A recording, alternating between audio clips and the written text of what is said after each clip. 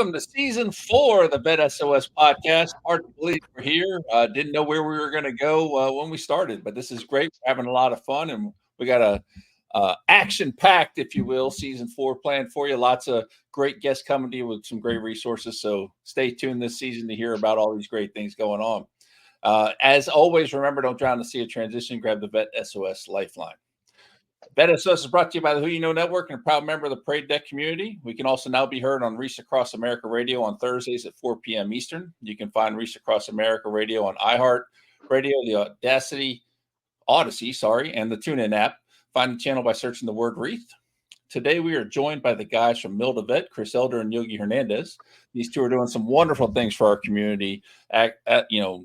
All kinds of resources flow through these guys, and it's great to watch what they're doing and how they're growing. But this is going to be a lot of fun going through here and sitting down and talking to these guys. As always, Keith, well, I should say as always, starting now, as always, we got Keith Cassant, the new co-host of the VET S.O.S podcast, officially joining us as in that passenger seat today. How you doing today, Keith? I'm living the dream, Shawn, as always. But yeah, it's honored to actually, be able to step in as the co-host. I got some big shoes to fill, both figuratively and literally. I'm pretty sure Eric's a bit bigger than I am, but it's such an honor to be able to continue working with this amazing program, and be able to work and interview and chat with other amazing organizations and programs like the guys that we have today. I'm really excited for this episode. I don't know if you're filling literal big shoes. I don't know if you apparently never met Eric. I don't. He looks big on camera. I haven't met him in person yet, but I know you're mammoth big. Yeah. Okay. But no, all good. We're glad to have you and excited for season 4 here. So let's jump right into the introductions. Chris Elder is a husband, father, and veteran. Chris is the dedicated host of the Mil2Vet podcast. He also manages a horse boarding facility and is deeply committed to helping others realize the dream of home ownership. Can't talk again today. An advocate for the military and veteran community, Chris uses his platform to support and empower his peers through their transitions. Yogi Hernandez, a devoted husband and active duty Navy Chief Petty Officer, is transitioning from over 22 years of distinguished naval service. As he navigates the medical process for medical separation and retirement, Yogi uses his role as co-host of the Mil2Vet podcast to support and mentor others. His extensive experience and passion for advocacy makes him an invaluable resource within the veteran community. Gents, I'm excited to finally get you guys on the show here. How you doing today? Fantastic. It's an honor to be here. Thank you for having us. Yeah, brother, it's definitely an honor to be here on the VET S.O.S podcast. And you said that we're doing awesome things, but you guys are also doing some really amazing things. So thank you for doing what you're doing for our community. It really does mean a lot. And I love that Parade Deck is something that's really working out for you guys. And Mil2Vet is also on Parade Deck now as well. So yeah, good shout out to Parade Deck. Outstanding. I'm sure they appreciate that. They've been expanding greatly, adding all kinds of military resources to their platform, which is fantastic. So it's going to be great to see how that continues to grow and help our community. All right. So who wants to go first? Who wants to tell us their transition story first? In fact, let's go with Chris first, because Yogi, I want to hear yours since you're still going through it. From that standpoint, it's going to be phenomenal as well. But Chris, tell us a little bit about your story. Yeah, brother. I transitioned out of the military officially, for DoD purposes last August 1st of 2003. And that was a regular retirement, but it was forced upon me. It wasn't something that I chose to do. It was ultimately a choice to do. But I was serving overseas with my family in Japan. I got selected for orders that I volunteered for to go to Japan because not many people wanted to go out to that particular region and do that particular job. But I saw an opportunity, and my wife and I just wanted to really travel. And I was super excited to be there. And we got to Japan, deployed right away, and my family was integrated into there. And while I'm on deployment, I thought I was having a heart attack. And all of a sudden, my entire world was just literally flipped upside down. They believe I have a condition called Meniere's disease. That's what they were working with, where your inner ear is damaged to the point where you just don't have any reckoning. So I went through this whole entire process of being going through the whole entire medical process of trying to figure out what's wrong with me. Do I have a brain tumor? Do I have all this? I'm going to Japanese medical care in a time where they did not want anything to do with us. It was during COVID, and a lot of people don't understand that the Japanese, they're perfectly fine just cutting their whole entire country off and not seeing anybody. They've done it historically in the past for hundreds of years, where they cut themselves off from everybody. So they have that mentality where we don't really want to help you guys out. So getting in a medical appointment was not as easy as, let's say, getting one back in America. So I finally got my appointment, found out I didn't have a brain tumor, thank God. Still trying to figure out what was actually going on with me. And the Navy was like, hey, you can't be here anymore. I know you just moved your family out here. We were only there for a year and some change. And they said, you got to move back to America. So they set up everything for me to go back to Washington State because, you know, I had some inner ear issues and I had a doctor, but that didn't happen. I had detailers trying to pull for me. I had medical was trying to pull for me, command, all to go to the same place so that way I could get back to where I was getting treated before for my inner ear stuff. But it didn't happen like that. So I got stationed in San Diego, where a major LMDU, which is limited duty status command, was stationed. And I had to relocate my family to Washington State because I didn't know how long I was going to be there because they're temporary orders. And I have 2 young children, and stability is most important for me in their development and all that stuff. So I moved them up to Washington. I moved down to San Diego. My boy Yogi was just in a similar incident where he had to relocate to San Diego from Japan. So I actually ended up staying with Yogi for a month until I could get geo badge, and they put me into the barracks as a senior enlisted guy in there. And when I checked into the command, I'm not sure, have you guys been to like a medical command or anything that has like LMDU personnel in it? Okay, it's kind of dark, man. Like it's not a good environment. Like the environment should be something where, hey, you're learning how to get out, you're learning how to get all your medical appointments done. But it wasn't like that.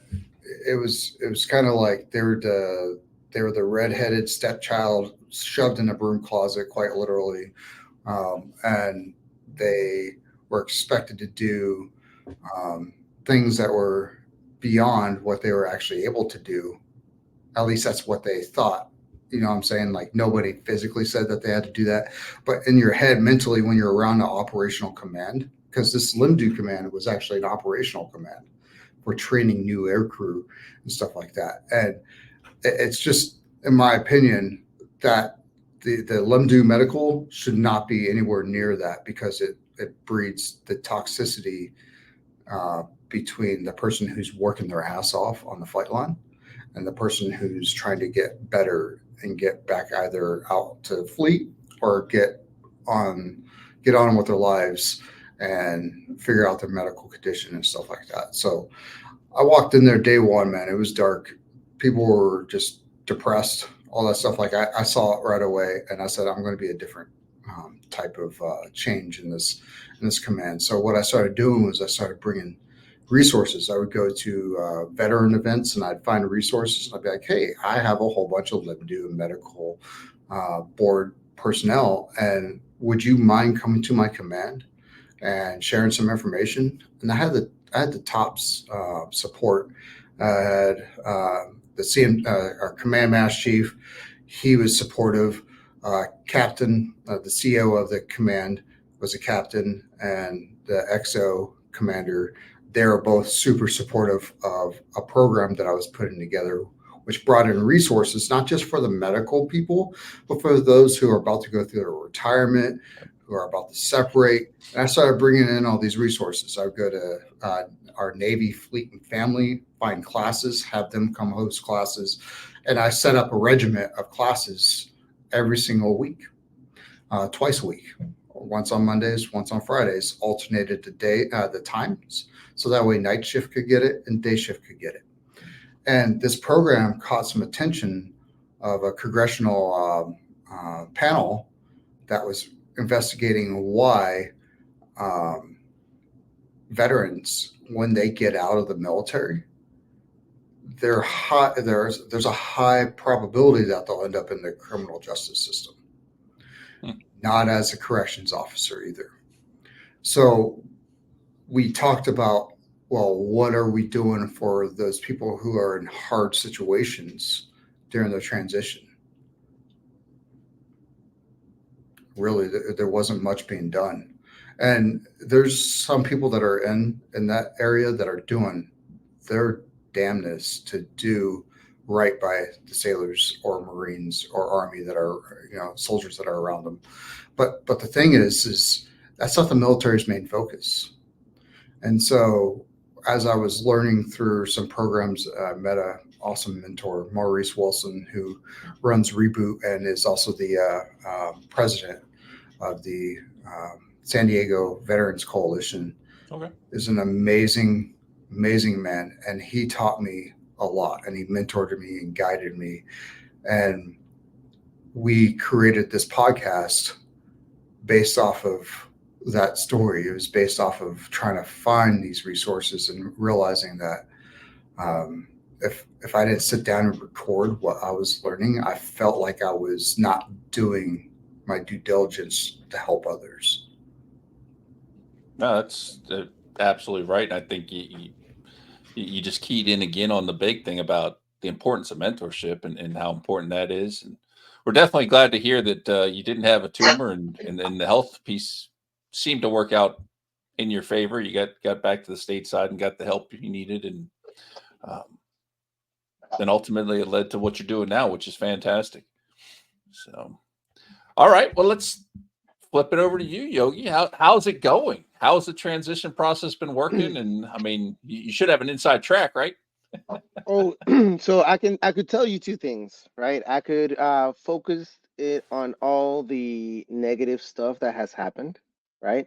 And we could sit here and bash the whole system and the people that have gone through it. However, as you know, even for you being on the podcast before, our podcast, you know that that's not our focus, right? We like to grab things, and regardless of how bad they are or inconvenient, we like to try to find a better way and a better lighting to go with it, right? So my transition started about 2 years ago, right? I was perfectly happy retiring in Japan, right? And we were both, Chris and I were both in a similar shoe without knowing that we were both on the same, same course. And as you can see, I ended up coming here to the States, San Diego, right? And it's really funny how fast you go from being a very valued member to a command to now you get dropped like a hot potato, and now you're this massive, almost nuisance, right? It is really painful for anyone, regardless of how long they've served, because we give all of our love, energy, and to not just the command, but also the Navy, all right, or the service, and then you feel like, hey, I need help. Somebody throw me an SOS line, right? And nobody comes to help you, right? So then you're like, wait, what happened to this unity? What happened to this brotherhood? All these things, and it just feels really, really, really empty, really dark. When I first got to, so leaving Japan was absolutely devastating, right? But I had again, mentors, brothers and sisters that were there for me no matter what, right? So that helped. Coming here to San Diego, my first time here after 22 years in the service, that was rough, man. Going from always having sailors under my command uh, and someone to also take care of, to just being me by myself. Mhm. It was rough, right? The way that I had always dealt with all of my mental health and other to be frank, right, PTSD, suicidal ideations and other things were by helping others, Right. right? That was my way of dealing with it, of coping. um and then coming here and then that's taken away from me. It's like, well, who do I help? What do I do? Right? And it took me about 6 months, and I went down a very, very, very dark hole. Um, and again, thankfully, we're running to Maurice Wilson and the rest of the San Diego Veterans Coalition. And, Chris and I were sitting at the house while he was staying there. And we're like, if there was only something that we, that could show us kind of the way, right? Because as both you and I and everybody that listens to this podcast knows, is there's 1,000 resources out there. To Oh, be yeah. to be frank, it said that it's 66,000, right? But how do you know which ones are legit, which ones are not legit? How do you know whether it applies to you or it doesn't apply to you? And anyway, so we started talking about it, and it started almost like a joke. I was like, well, because Chris had his previous podcast, Chart Five. He's like, well, why don't we just do a podcast? And I was like, well, let's do it, you know. And then we like got serious and started talking about it and doing it, and that was my saving grace. That helped me pull myself out of the some of the depression, some of the anxiety, some of the other things, right? That's awesome. Um, and Maurice Wilson, he teaches, and he has been teaching for 11 years, well, 11 to 15 years, this class called Reboot Your Life. Mhm. And that was an amazing perspective, right? Things that we can think about, mindset, shifting it and everything. And when we were part of, both Chris and I, part of the congressional hearing, that triggered different things. So with that, it was, well, what can we do? How can we do it? And it got to the extent that now there is a transition program that's called STAR, STARR, that is based on both mine and Chris's transition, right? And it's taking off here in San Diego like wildfire. That all the because we had such an impact, right? And we've been advocating for this and trying to fix the system instead of complaining about it, on how we can do something, not just for the transition and service member, but primarily for the service members that are going through the military um, medical board, because there's no such thing as a cookie cutter medical board. Yep. Every medical board is specific to the individual. That's also part of the reason why it's so murky, right? There's no clear direction to it because everything is solely dependent on that service member, right? Which means, and we were talking to a medical professional yesterday um, in the service, and they're like, yeah, we don't get trained on what the process for the med board is because, to be frank, nobody, not even the medical professionals, want anyone to go through the med board, right? Because we want to retain you in, we don't want to kick you out. Yet it's very valuable because if they don't know, so your command doesn't know what the process should be, medical doesn't know what the process should be, admin doesn't know what the process should be, you sure as hell don't know what the process should be, right? You get this almost like a similar TAPS class to say, hey, This is all the information you know, and don't veer from this because we're gonna take care of you. But we all know that it's not entirely the same way. Pueblos are overworked and understaffed. The IDES lawyers are the same thing. I mean, every Monday they get here in San Diego in Balboa, an IDES lawyer gets about 12 new clients added to the roster, and there's Wow. only maybe 5 of them, right? And now they're to the point that they're not even here in Balboa; they're up in Pendleton, right? So the you don't even have that face to face interaction. You just have it over the phone because they're taking care of Balboa and they're taking care of Pendleton, right? So God only knows how many they're really getting now on a weekly basis. So that's the IDIS process, right? And then once you go through there, you get this 1 day class that goes from you have to be there at the doors at 4 o'clock in the morning if you hope to get a seat for the class that starts at 7 o'clock in the morning. Then the class starts at 7. It goes all the way to like 4 p.m. Right, and you're bombarded with information.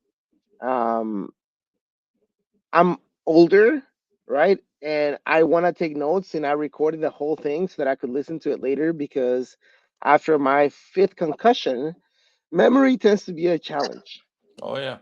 right? I'm actually having a somewhat of a good day right now that I'm able to talk to you. Yesterday, my name is Yogi. Just like Shawn was having some issues with Yeah. the intro. You should see me on my off days, and it sucks Yeah. because I was born and raised in Mexico City. I came here speaking zero English. I've tried, I was 12 years old. From then, I've tried to improve my English, my tones, my sound, so that I can sound and communicate very well. To now having to relearn everything. I'm 40 years old, bro. It's not that easy, right? And Still a then, kid. and then, the confidence that you once had gets shattered, right? Yeah. Um, so it's all those challenges. And another reason why the podcast exists is if I and Chris, so I'm at 22 years in the Navy, right? Chris was at 20. If we're having all of these issues, what's happened to E1 Timmy, Yeah. E2 Timmy, who just says, "Hey, by the way, thank you for joining, thank you for your service, but you're no longer going to be a part of the system." And they're like, "Wait, what happened? What did I do?" Right? Um, so that's how it was a big thing. Now I can tell you that I am from my perspective, I feel super blessed that this process started, right? Because I have had a very rare opportunity to actually go through what the transition should be while I'm still in the service Yeah. versus getting out, going through that transition, going through that despair and things without any support, right? So looking at things positively, if it was up to me, everyone should go through this med board. It should be less murky. The amount of um, positive things that can happen from it, everyone should go through it, especially if they need it. Um, but that would also make the commands more informed of what is actually required, right? And one last thing that I will say, right? It's you have two systems that are clashing with each other, the VA and the DoD, right? When you're retiring or medboard, what everyone in command doesn't know or doesn't fully understand is that the DoD, while you're going through the process, is gonna be the one and only time that you can actually do this. Everybody thinks, well, just get out and deal with with your VA when you get out. Everything will get fixed. Well, yeah, the VA is still there, but the DOD side of the house, once this door closes, it's closed. You can't fix anything. You can't change anything. You can't adjust anything, right? So that's where the commands have this massive issue of trying to expedite, because you are a number in the Navy that is getting holed up, or the military, that you're keeping someone else from getting promoted, you're keeping someone else from joining the service, but at the same time, you have to take care of yourself to properly exit, so that when that door closes and it's finalized, you don't, one, leave money on the table, two, you don't leave your services on the table, three, you're well taken care of, because no one is going to be a better advocate than yourself, unfortunately. No, you got that right, and I think you hit on one of the big things there is the whole tribe. In that whole piece that we lose, and I applaud you both for taking your real life experiences and actually turning it into change that was necessary.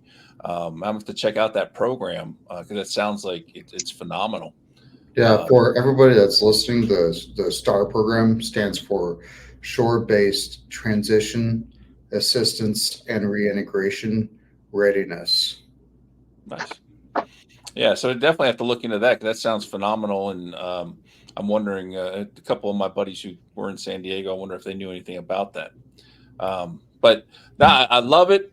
But Keith, these guys have had such an amazing story. We're actually already down to the end. I mean, the time goes so fast. It's ridiculous. Yeah, made my first episode as official co-host way too easy. So, yeah, no, this was an amazing. I love y'all's stories, and I can relate to so much of it, and I'm sure a lot of the listeners can as well. So, with that said, so many resources. I would argue. Well, wouldn't say argue, but I've read statistics that their last one I saw was over 145,000 nonprofits registered with the IRS just for veterans. Right. And not all of them related to transition, but yeah, I mean, that sea of transition is so overwhelming, and with 250,000 service members separating every year, there's plenty of room at the table. Right. So I love the community. Like, there's no competition. I mean, well, I shouldn't say that. I've seen some folks in our space that are a little competitive, but just the fact that two podcasts can come together like this and network like this and provide each other's resources to each other's communities and stuff. So with that said, for the folks that are listening to the VET S.O.S podcast, how can they tune in? How can they look into the STAR, and how can they reach you folks for your services and programs? Yeah, so Mil2Vet.com has all of our socials and everything that you would need. You can also find us on Parade Deck. We are attending events. We are all over the community, and we're not just located in San Diego. I'm actually up in Washington State. We have hosts in Oregon, Yogi's down in San Diego. And there's one important thing that I want everybody to know. All right. We all raised our hands when we came into the Navy, Marines, Army, Coast Guard, and so on. We all raised our hands and we all said that oath. We swore our oath to the country. Well, at the flip side, the country swore oath to you, to serve you, to make sure that you are taken care of, you and your family, because we all gave a sacrifice. And don't let them get out of their promise to you because you got hurt. I just want to make sure I say that. No, that's powerful and so true. Absolutely, I love that. Might even steal that a little bit. But yeah, no, that's great. Say it. It needs to be said more.